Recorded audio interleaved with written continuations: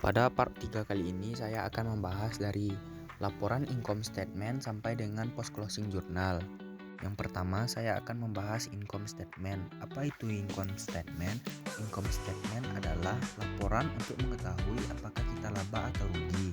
Yang pertama, sales yaitu 91.500.000, sales diskon 338.550 perak, sales return 4.100.000. Sales dikurang sales diskon dikurang sales return, net salesnya 87.061.450 dikurang cost of goods sold 79.806.447 perak, dan pendapatan kotornya yaitu 7.255.003 perak.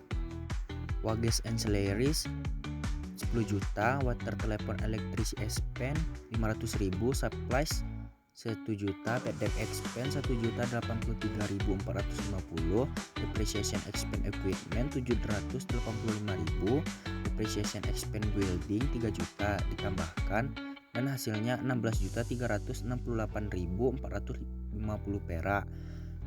Laba pendapatan kotor dikurang dengan jumlah expense, hasilnya yaitu min 9.113.447 perak dikurang interest income 7 juta, min 2.113.447 perak.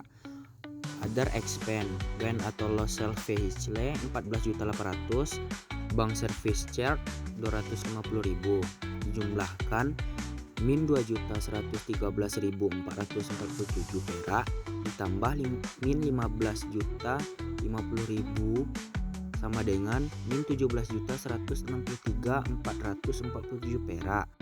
Maka perusahaan mengalami kerugian 17.163.447 perak. Selanjutnya saya akan membahas tentang perubahan ekuitas atau capital statement.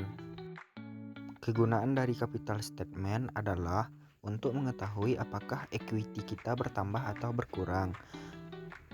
Equity per 31 Desember 2024 564.800. Dari mana dapat angkanya? Yaitu dari worksheet. Loss yaitu kerugian pada income statement yang sudah kita hitung tadi. Prive angkanya dari worksheet yaitu 4 juta. Loss ditambah prive dikurang dengan equity per 31 Desember 2024 yaitu hasilnya 543.636.553 perak. Maka equity kita mengalami penurunan karena kita mengalami kerugian sebelumnya. Laporan selanjutnya yaitu balance sheet. Apa itu balance sheet? Balance sheet adalah untuk menunjukkan posisi keuangan tertentu pada perusahaan. Pada balance sheet ada 3 akun. Yang pertama aset, liability, dan equity. Yang ada tanda kurang di depan nanti akan mengurangi aset atau amount aset. Cash in bank 161.954.200, petty cash 1 juta, akun receivable 101.669.000, allowance for doubtful debt 5.083.450 perak, merchandise inventory 418.498.803 perak, supply 1.300.000, equipment 15.700.000, akumulasi depreciation equipment 2.285.000, building 60 juta, akumulasi depreciation building 9 juta. Maka untuk yang ada tanda kurang di depan tadi akan dikurangi. Maka amount aset 743.753.553 perak. Liability akun payable 43.066.000, bank BNI 46 loan 150 juta, income tax payable 7.051.000. Maka ditambahkan semua liability, maka amount liability 200.117.000. Yang ketiga equity. Equity tadi hasilnya didapatkan dari capital statement atau perubahan equity yaitu 543.636.553 perak. Maka amount liability ditambah dengan equity 743.753.553 perak.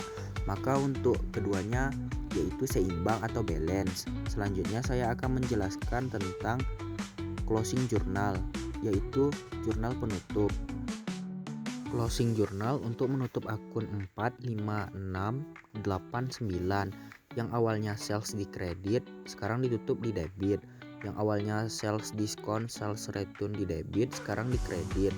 Untuk membantu menutup akun-akun tersebut, maka muncullah akun baru yaitu income summary, yang awalnya beban-beban di debit sekarang di kredit, yang awalnya pendapatan di kredit sekarang di debit. Untuk penutupan laba atau rugi, jika kita rugi maka equity-nya berkurang di debit dan income summary-nya di kredit.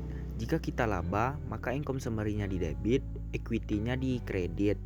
Untuk prive, untuk akun yang menutupi prive yaitu equity, karena itu akan mengurangi nilai dari modal. Equity nanti akan berkurang di debit dan prive-nya berkurang di kredit. Selanjutnya saya akan menjelaskan tentang post closing journal atau neraca saldo setelah penutupan. Post closing journal yang ada di dalamnya yaitu akun-akun 1, 2, dan 3. Dari mana datangnya akun 1, 2, dan 3? Yaitu dari worksheet yang sebelumnya kita kerjakan pada part 2. Untuk equity diambil pada capital statement atau perubahan ekuitas sebelumnya. Maka hasil akhirnya adalah balance atau seimbang. Mungkin segitu yang dapat saya jelaskan. Jangan lupa like, share, subscribe ya teman-teman.